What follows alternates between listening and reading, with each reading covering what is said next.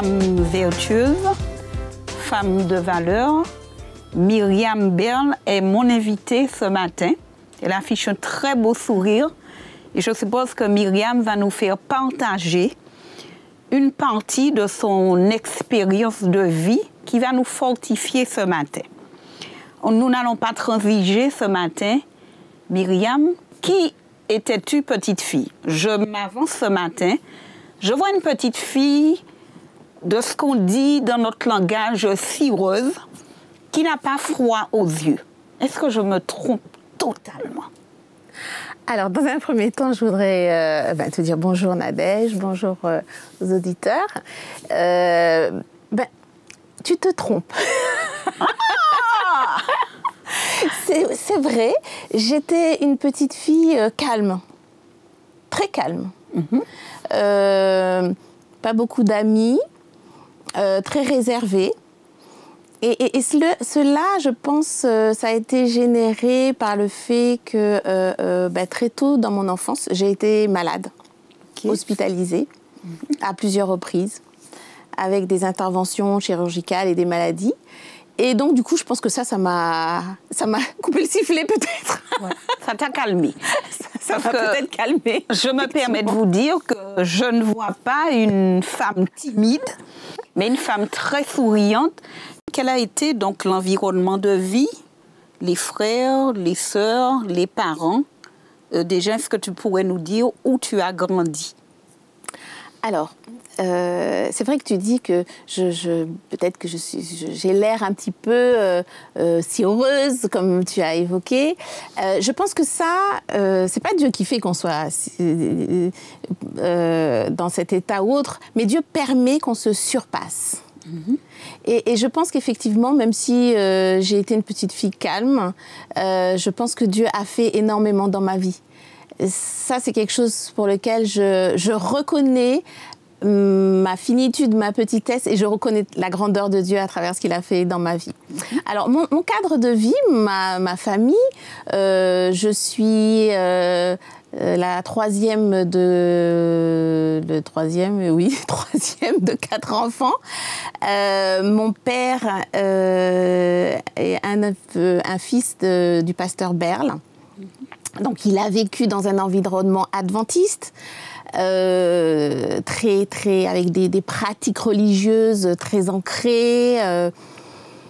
Et il est arrivé très tôt, à l'âge de 20 ans à peu près, en métropole, où là, il a connu ma maman métropolitaine, dans le Limousin profond, j'ai envie de dire, couple mixte, et c'était un petit peu compliqué. Donc, un petit bout de femme comme ma maman qui se met avec un homme des Antilles, c'était déjà le couple, c'était déjà pas évident. Mais elle a bravé sa famille, puisque c'était pas évident. C'était pas évident. Et voilà, donc ils se sont mariés, 4 enfants, 3 filles et 1 garçon. Et donc, nous avons évolué dans une famille adventiste. D'accord. Après, il n'est pas forcément toujours évident. C'est pas parce qu'on est dans une famille adventiste qu'on reste adventiste. Voilà. Et qu'on reste dans cette relation à Dieu. À quel moment, et parfois ça peut être même plus compliqué, à quel moment on a une conviction religieuse par procuration, voilà, ou on a une relation à Dieu par procuration. Et j'y arrive, hein. Si tu me disais d'abord, quelles valeurs, dans ce couple mixte, quelles valeurs ont été transmises déjà? Alors, c'est vrai que c'était un couple mixte de par les origines, mais mixte aussi, parce que ma maman était catholique. Et mon papa adventiste. Et donc, ma maman a fait des expériences avec le Seigneur. Et du coup, elle a laissé sa religion et elle s'est baptisée adventiste. Donc, du coup, après, les valeurs que nos parents nous ont enseignées, c'est des valeurs d'amour, d'humilité, de partage. C'est des choses qui sont très ancrées en moi, ces valeurs de partage et d'amour. Voilà. Tout à fait. Voilà. Et j'y arrive, hein, à partir de quel moment Myriam, en pleine conscience, fait son expérience donc personnelle avec Dieu et décide de cheminer avec lui. Parce que comme tu dis, la transmission, ce qu'on pourrait appeler la procuration, entre guillemets, finalement, à partir de quel moment tu t'affranchis consciemment ou inconsciemment de cela et que tu rencontres ton Sauveur et que personnellement, tu te dis, je cheminerai dans cette voie. Alors, je me suis fait baptiser en 92, donc j'avais une vingtaine d'années, et c'est pas à ce moment-là que j'ai rencontré le Seigneur. Voilà, comme quoi. Paradoxalement. Comme quoi. Je me suis fait baptiser parce que c'était les choses normales et puis je sentais que j'avais envie. Hein. C'était pas que j'avais pas de pression. J'avais envie de me faire baptiser. Je me suis fait baptiser à l'église de Neuilly. Mais c'est pas à ce moment-là que j'ai rencontré mon Seigneur. À quel moment? Alors avant cela, j'ai eu des expériences avec lui. J'ai eu des expériences personnellement avec mon Dieu. Mais c'est pas ça qui m'a permis, qui m'a fait me décider à prendre le baptême. J'ai eu des expériences avec, je savais pas, hein, je fais un clin d'œil aux jeunes. Parfois on sait pas trop quelle direction prendre, quelle orientation, quoi faire. Hein. Même mes enfants, mon fils me dit maman, mais je sais pas, à un moment donné quelle voie, pourquoi, etc. Mais j'ai été dans ce cas-là et je me suis toujours dit, Seigneur, j'avance, parce que j'étais en ballottage. Alors, je prends cette voie-là, je prends une autre, qu'est-ce que je fais? Est-ce que je vais être épanouie dans ce que je vais choisir? Et j'ai fait un pacte avec le Seigneur. J'ai dit, Seigneur, j'avance dans ma vie. J'avance. Tu es puissant, tu es tout puissant. Si tu ne veux pas que je prenne cette voie-là, ferme la porte. Et si tu veux que j'aille dans cette voie, alors ouvre la porte. Et il n'y aura pas de difficultés majeures. Il y a toujours des hauts et des bas, parce qu'on sait qu'il y en a un qui ne veut pas qu'on avance toujours. Mais en tout cas, le Seigneur connaît mon cœur. Et à partir de là, je me dis, il ouvrira la porte, même si c'est une porte qui ne doit pas s'ouvrir, il ouvrira la porte qui doit être ouverte. Et c'est vrai que dans le choix de mes études, à un moment donné, alors je fais une petite parenthèse, hein, à un moment donné, après mon bac, j'avais tenté les études d'infirmière, mais j'étais sur liste d'attente, et puis je me disais, je vais faire une prépa avant de rentrer à l'école. Alors c'était super, parce que je me disais, les jeunes doivent se reconnaître, hein, je vais être loin de mes parents, je vais pouvoir avoir la belle vie, j'aurai ma chambre, alors j'avais déjà tout programmé. Mais le Seigneur avait programmé autre chose. Et il m'a dit, à un moment donné, j'ai appelé les écoles pour savoir où est-ce que j'en étais dans le classement. Et il y a une école à Paris qui me dit, mais madame, mademoiselle, ça fait une semaine que nous avons commencé, il faut que vous veniez, on a essayé de vous joindre, etc. etc. Et là, j'avais l'impression, je me suis dit, mince alors, j'allais vivre avec mes sœurs, donc c'était plus le même contexte. Voilà. Et finalement, le Seigneur m'a permis comme ça de faire mes 3 années d'école d'infirmière, après de faire un master, de faire un cycle long. Mais il a ouvert aussi les portes au fur et à mesure. Donc, j'ai envie de dire aux jeunes, notamment aux adultes aussi, confie-toi en l'Éternel et il agira. Le Seigneur agit en temps voulu, à chaque instant. Par contre, effectivement, il faut être patient et le laisser agir. Donc, les jalons ont été plantés donc, progressivement. La conviction naît finalement. Et à un moment, on a donc cette conviction que notre vie donc, est conduite donc, par Dieu. Donc, j'imagine que là, l'expérience profonde et personnelle se met en place. C'est cela. Alors, j'ai été baptisée, j'avais une vingtaine d'années, je continuais d'être active à l'église, dans des réunions et autres.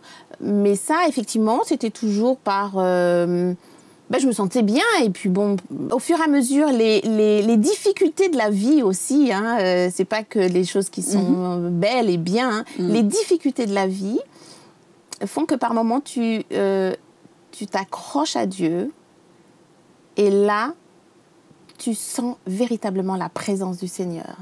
Et tu dis, Seigneur, oui, j'ai fait le bon choix. Il y a quelques années de ça, j'ai fait le bon choix. Et ce choix-là se conforte en toi et s'ancre, c'est un ancrage. Et tu te dis, OK, quel que soit ce qui peut m'arriver avec des membres d'église, comme ça peut arriver, avec des collègues de travail, avec des voisins ou autres, quel que soit, je sais en qui je crois. Voilà. Donc la conviction a bien été plantée. Mais dis-moi, Myriam, quel est ce passage biblique? J'aime pas parler d'histoire, hein, parce que moi je crois donc en ce que la Bible nous dit finalement. ce verset certainement qui te fortifie chaque matin, qui te permet donc de résister et certainement que tu répètes souvent, hein, quand je dis répéter, pas répéter pour répéter, mais que tu donnerais, que tu partagerais. Parce que cette parole te construit, te donne de l'assurance dans ta vie. Alors, il y a le verset « Confie-toi en l'Éternel et il agira ». Il y a le verset « Tu te confies en l'Éternel » et puis après, tu es comme l'aigle. Quand tu marches, tu ne te fatigues pas. Quand tu cours, tu ne te lasses pas. Et tu prends ton envol. Et c'est dans Ésaïe 40, verset 31, ce verset-là, l'image pour moi est extraordinaire. Et parlant de quoi, finalement? Extraordinaire. Et c'est vrai que j'ai eu à un moment donné un rêve, et je voyais un petit oiseau, je vais partager ce rêve, je voyais ce petit oiseau accroché sur une branche, et ce petit oiseau se faisait les plumes, se nettoyer, puis avec un petit bruit tranquille. Et puis, à un moment donné, la caméra commence à s'éloigner au fur et à mesure, progressivement. Et puis, on aperçoit en fond une petite pluie, etc. Et plus la caméra se déplace et s'éloigne, et plus on voit derrière des chutes du Niagara, vraiment une multitude de choses qui bougent et autres. Mais ce petit oiseau, sur cette branche, qui est reliée au ciel. Et là, cette image-là, au départ, je me dis, mais Seigneur, pourquoi tu me permets d'avoir cette image-là? Et au fur et à mesure de ma vie, j'ai compris que quand on est attaché à Christ, quel que soit ce que l'on vit dans sa vie, le Seigneur nous permet de passer les événements, les circonstances et de garder le cap. Voilà. Professionnellement, Myriam, quel rêve avais-tu, enfant ou adolescente? Est-ce que tu l'as pleinement réalisé ou est-ce que le Seigneur t'a ouvert une autre voie dans laquelle tu t'épanouis? J'en suis convaincue aujourd'hui. Alors oui. Là aussi, c'est vaste programme. Alors, quand j'étais petite, comme je l'ai dit, j'ai fait les hôpitaux, j'ai été malade, j'ai failli mourir au moins 2 fois, etc. Et puis, je me suis dit, j'aimerais bien soigner, j'aimerais bien apporter ma contribution et aider et permettre que les gens se sentent mieux. Et donc, du coup, c'est pour ça que j'ai fait mes études d'infirmière. Ensuite, bon, je voulais partir en mission à l'étranger, avec une ONG, voilà. Et puis, finalement, je suis partie en Martinique. Et puis, j'ai œuvré en Martinique, dans une maison de retraite.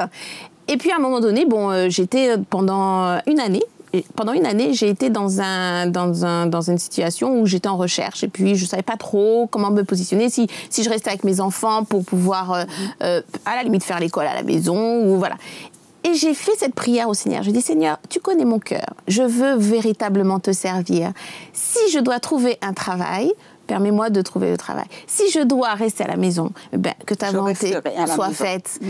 Et puis, je vais en forêt, avec mes enfants, et puis un couple qui avait leurs enfants.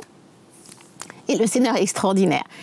L'amie avec qui j'allais avait son mari, avec elle j'ai échangé, voilà. Puis à un moment donné, j'échange avec son mari. Et c'est son mari, que je ne connaissais pas plus que ça, qui me dit « Ah, tu sais, il recherche une directrice de crèche dans telle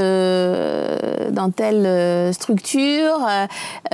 Justement, ma femme va y travailler en tant qu'agent. Et voilà. Je dis, ah bon? Et j'habite dans la ville, je n'ai jamais entendu parler de ça, mais je ne cherchais pas vraiment de travail non plus. Je disais, Seigneur, tu vas faire. Voilà. Et puis, il me dit, oui, dans les bois, me voilà appelée la directrice générale des services pour lui dire, est-ce que vous recherchez une directrice de crèche? Oui, oui. Est-ce que vous avez travaillé déjà avec des enfants? Oui, oui. Vous êtes disponible? Oui, oui. Le lendemain, j'ai eu un rendez-vous avec le maire. Et le surlendemain, j'étais embauchée. Voilà. Donc, on va s'arrêter là. On prendra une pause. On va retrouver la directrice de crèche dans la seconde partie de notre émission « Femmes vertueuses, femmes de valeur ». Donc voilà que tu vois progressivement la main de Dieu dans ta vie familiale, dans ta vie professionnelle. On va continuer un peu sur la vie professionnelle. Actuellement, que fais-tu? Comment Dieu t'a conduit? Est-ce que tu es toujours directrice de cette crèche? Dis-nous ce que tu fais actuellement. Et comment la main de Dieu comme tu le dis et nous le croyons, intervient donc dans ta vie? Premièrement, j'ai dit au Seigneur, Seigneur, mais je ne suis pas en mesure de pouvoir occuper ce poste.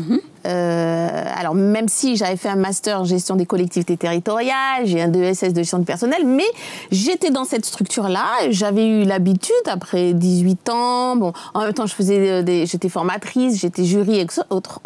Mais là, c'était quand même mon passé à un autre niveau. De 20 salariés, je passe à 100 et quelques, 150 salariés. Enfin, je veux dire, c'est pas du tout le même, on n'est pas sur la même échelle, le même gabarit, avec toutes les responsabilités que cela incombe. Mais tu relèves le défi. Je suis convaincue. Au nom de Jésus. C'est pas moi, franchement.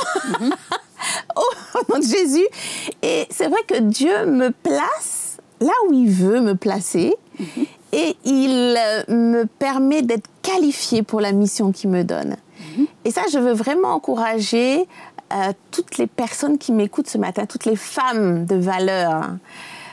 Quel que soit ce que vous faites ou ce que vos ambitions, vos projets ou autres, faites confiance en l'Éternel. Il sait.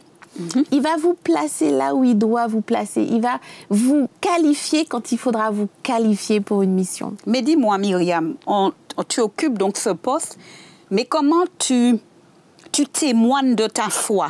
Bon, c'est vrai que je sais qu'on ne va pas au travail pour prêcher l'Évangile. Mais Dieu nous donne l'occasion, là où il nous a placés, avec nos compétences, à rendre témoignage. Comment tu arrives dans ton travail, dans le quotidien, tu es en responsabilité de faire passer le message, de vivre ce message pour impacter les autres. Parce que je suis sûre que tu ne perds pas de vue ta mission principale. Et c'est très juste ce que tu dis. C'est pas évident parce que même dans l'établissement d'accueil de jeunes enfants, on parle de laïcité. Et donc, du coup, il est très difficile de prêcher dans le vrai sens du terme. Par contre, dans le comportement, dans la gestion des conflits éventuels, dans comment s'adresser, parce qu'il y a des parents, il y a des enfants, il y a des agents. Et en fonction de l'attitude que je peux avoir et que Dieu me permet d'avoir, je transmets l'amour que Dieu me donne. Et c'est vrai que, tu vois, ça me fait penser à quelque chose. Parfois, quand on donne, en règle générale, hein, dans la société, quand on donne, on a l'impression de perdre. Mais il faut qu'on se dise que quand on donne, on s'enrichit avec Dieu. On ne perd jamais, on est gagnant. Quand on donne que ce soit du matériel, que ce soit du temps, que ce soit de l'argent, quand on donne et que Dieu nous dit de donner, c'est pas de dire de donner, se donner bonne conscience parce qu'on a fait, hein, mais quand on donne et qu'on est vraiment dans le plan de Dieu, on perd jamais parce qu'on est rempli et c'est Dieu qui nous remplit. Voilà. Et donc du coup, à travers les contacts que j'ai été amenée à prier avec certaines mamans, à accompagner certains agents en dehors du cadre professionnel pour leur permettre d'avoir cette posture professionnelle et d'être mieux dans ce qu'elles pouvaient donner. Et ça, pour moi, c'est un témoignage. Et je pense que le maire a dû sentir quelque part, parce qu'on ne sort pas une personne qui est responsable d'un établissement d'accueil de jeunes enfants pour la mettre directrice de tous les services d'une commune, sans sentir qu'il y a derrière des valeurs que... Au-delà donc des compétences, il y a des valeurs. Il y a un savoir-être au-delà du savoir-faire. Exactement. Et j'ai eu une fois à dire, le Seigneur m'avait interpellée, me dit, tu vas dire au maire de ta commune que c'est moi qui dirige la crèche. C'était compliqué. Ah, j'ai dit, oui, Seigneur, d'accord. Mais tu d'accord, parce que moi j'obéis quand il me dit quelque chose, mais je dis, si tu me dis ça, il faut que tu me dises comment je vais le dire, quand est-ce que je vais lui dire, etc., etc. Et puis régulièrement, le maire vient dans ses services, il visite les agents, etc. Et puis ce jour-là, il vient, puis je lui dis, bah, Seigneur, c'est maintenant et tout. Donc il vient dans mon bureau, bon... Madame, qu'est-ce qu'il y a? Est-ce qu'il y a des choses qui vont bien? Dit, oui, voilà, monsieur le maire, j'ai quelque chose à vous dire. Alors il me dit, oui, je vous écoute. Le maire n'est pas chrétien, engagé, etc. Donc bon, avec des convictions différentes. Et donc là, je me suis dit, le Seigneur va me donner les mots, Pas du tout. Je me suis retrouvée comme ça en face de lui et je lui ai dit... Simplement. Simplement, puisque Dieu me disait de le dire. Et je dis, voilà, monsieur le maire, c'est Dieu qui dirige cet établissement. Parce qu'il était content du fonctionnement de la structure, il n'avait pas de retour négatif, il voyait que ça fonctionnait bien. Et bon, il a été un petit peu décontenancé en entendant parler. Il me dit, oh oui, vous êtes... Je dis, non, c'est pas la religion, c'est vraiment Dieu est présent. Et là, il m'a dit quelque chose, et c'est vrai que quand il m'a dit ça, j'ai compris que Dieu me faisait aussi un clin d'œil.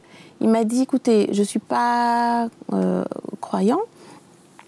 Toutefois, quand je rentre dans l'établissement, quand je rentre dans votre structure, je sens quelque chose de particulier. Amen. Et ça, pour moi, j'ai senti que Dieu l'interpellait, lui, moi-même aussi, là où j'étais, voilà. En même temps. Et puis que ça se sentait que Dieu était là et régnait. Voilà. Donc, Myriam, quand on franchit cette étape où on n'a pas peur d'être ridicule, on pourrait être trouvé ridicule, on n'a pas peur de transpirer ce qu'on est finalement, on respecte son lieu de travail. Quel cap on a franchi et quel message tu fais passer déjà dans ta propre famille, auprès de tes enfants? Est-ce que tu leur témoignes ces expériences que tu vis, comment ils les reçoivent? Alors, c'est pas facile, j'ai des adolescentes, j'ai une fille qui est mariée, qui a un enfant, j'ai 2 autres garçons. Et c'est vrai que c'est pas facile, l'adolescence, et puis par la suite, on reste toujours maman, à cadrer, à encadrer, à suivre. Et c'est vrai que le témoignage, c'est quelque chose de puissant. Mes enfants me voient faire. Ils voient faire aussi leur papa, et ils me voient faire. Et ils sentent qu'il y a des valeurs. Et il y a des choses qui sont immuables, c'est-à-dire que, et je leur répète souvent, vous pouvez rater vos études, vous pouvez ne pas réussir sur certaines choses matérielles, mais n'oubliez jamais que Dieu règne et qu'il vous tiendra toujours par la main, il sera toujours présent. Si vous avez la moindre difficulté, levez les yeux au ciel. Et j'y arrive, est-ce que ce matin, tu pourrais nous partager une expérience, j'aime à dire forte, entre guillemets, mais une expérience qui pourrait encourager une des femmes ou même des hommes qui vont donc t'écouter? Alors, j'encouragerai des femmes. J'encouragerai des femmes... alors, je suis une femme divorcée, donc c'est vrai que ça, c'est pas facile. Alors, parfois, on est en couple, mais on peut être seul en couple.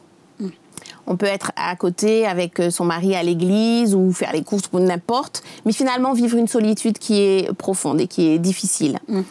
On peut être seul, célibataire, veuve ou seul parce que divorcé, comme c'est mon cas, et avoir cette solitude aussi, vivre cette solitude aussi. Et j'ai envie de dire à ces femmes, ce matin ou cet après-midi, confiez votre sort à l'Éternel. Que vous soyez, c'est-à-dire ne pas attendre d'un conjoint, d'un enfant aussi. Parfois, on peut attendre quelque chose des enfants. Le réservoir affectif doit être rempli uniquement par Dieu. Et bien souvent, peut-être la mère ou la femme va attendre de ses enfants ou de son mari. Le réservoir affectif doit être rempli par Dieu. Et à partir du moment où le réservoir affectif est rempli par Dieu, il déborde et ça ne tarit jamais. Et donc après, on est en mesure de pouvoir donner de façon Concrètement, parce qu'on aime toucher le concret. Comment tu remplis ce réservoir affectif dans ta relation avec ton Sauveur, pratiquement? Parce qu'elle pourrait te demander, mais pratiquement, comment faire? On veut, mais pratiquement, comment?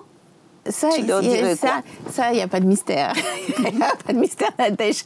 C'est vraiment de rentrer en relation, en communion avec Dieu, au quotidien. Et ça, je tente vers ça, j'aspire à ça. C'est-à-dire dans mon quotidien, faire la vaisselle, Dieu, voilà, merci, d'être dans la voiture, voilà. C'est pas uniquement en prière, c'est-à-dire la prière dans sa chambre, à genoux, etc. Mais c'est un état d'esprit, quoi. Voilà. C'est une relation permanente avec Dieu. Et c'est vrai que moi, j'ai un peu des fois la tête dans le guidon, parce qu'entre la directrice de la crèche, entre la directrice des services, voilà. Mais c'est ça, ce à quoi moi j'aspire et ce que j'invite aussi les auditeurs, c'est vraiment d'avoir cette relation continue. Alors, ça peut être une musique, une louange qu'on écoute dans la voiture. Mes enfants me disaient, maman, t'écoutes en permanence Radio Espérance, c'est bon. Mais ça aussi, la musique qui nous berce, les paroles de méditation, lire sa Bible, prier, échanger, partager. Et ça, effectivement, plus on est baigné, plus on est dans un contexte qui nous élève et qui nous permet de voir Dieu, et plus on s'approche de lui et plus on tend à lui ressembler. Voilà. Quelles valeurs tu partages le plus souvent avec tes collègues de travail, avec tes amis? C'est vrai, des valeurs que tu as développées dans ton foyer, que tu continues certainement à développer dans ta propre famille. Mais quand tu es dans ton cercle d'amis, ton cercle de collègues finalement, quelles sont ces valeurs, de par certainement ton témoignage et ta pratique de vie, que tu fais ressortir, pas volontairement, ça peut être consciemment ou inconsciemment, mais à un moment, le Seigneur te montre certainement, et certainement te félicite pour cette valeur que tu mets en avant, que tu ne mets pas en avant, mais qui t'habite. Alors, c'est vrai, quand je rentre, quand je vais au travail, régulièrement, on me dit ah, voilà le soleil de la journée qui rayonne, etc. Ça, c'est vrai que c'est Dieu qui donne. C'est Dieu qui donne. Et j'aime ce verset qui dit « Un cœur joyeux est un bon remède ». Et c'est vrai, parce que même si au fond, des fois, tout n'est pas rose dans la vie. Jamais, hein. Et c'est vrai que ce matin, j'avais en pensée, moi j'aimais bien faire les montagnes russes avec les trucs, la tête en arrière, en avant, en bas, en haut, etc. Mais si on n'est pas bien attaché, on voltige. Et j'ai envie de dire, il faut être attaché en Christ. Quand on est attaché en Christ, on peut monter, descendre, virer à gauche, à droite. Et puis, on peut être attaché à Christ et puis être joyeux. Oui, tout à fait. Et tu en es un peu l'exemple ce matin. C'est joie, c'est rire, c'est sourire finalement. Donc, j'ai envie de dire, il n'y a pas d'opposition à être en Christ et puis à être une femme, un homme joyeux. Tout à fait. Voilà. Non, tout à fait. Parce que Dieu donne. Et on peut donner, et on doit donner justement, et d'être dans ce partage-là, voilà. Parce que malgré les difficultés, Dieu nous comble. Il ne cesse.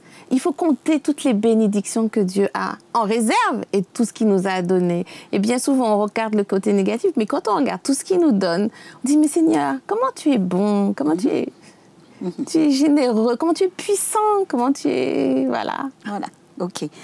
Myriam, quel message, tu es mère de famille, tu aurais pour notre jeunesse aujourd'hui? J'aime à dire qu'on ne va pas jouer les moralisatrices ce matin, ni se mettre sur un piédestal, mais quel message tu leur donnerais pour les encourager? Alors, j'ai un faible pour les jeunes. J'ai un faible pour les petits. J'ai œuvré et j'œuvre encore dans un établissement de jeunes enfants. Mais pour les adolescents, j'aime les adolescents. Tous.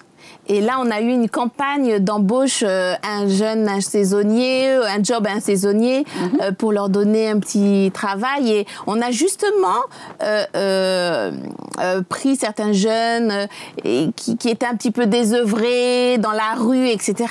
Mais j'aime ces jeunes.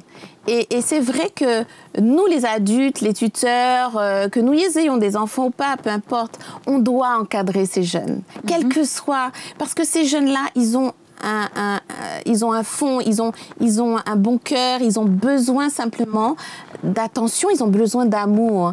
Et quand le jeune est conscient et qu'ils sentent qu'on les aime, ils peuvent se surpasser. Merci pour ta bonne humeur. Merci pour ta joie. Merci d'avoir inspiré des femmes ce matin. Nous avons reçu Myriam Berle, dans notre émission ce matin, Femmes vertueuses, femmes de valeur. Merci Myriam. Merci Nadège. À bientôt. À bientôt.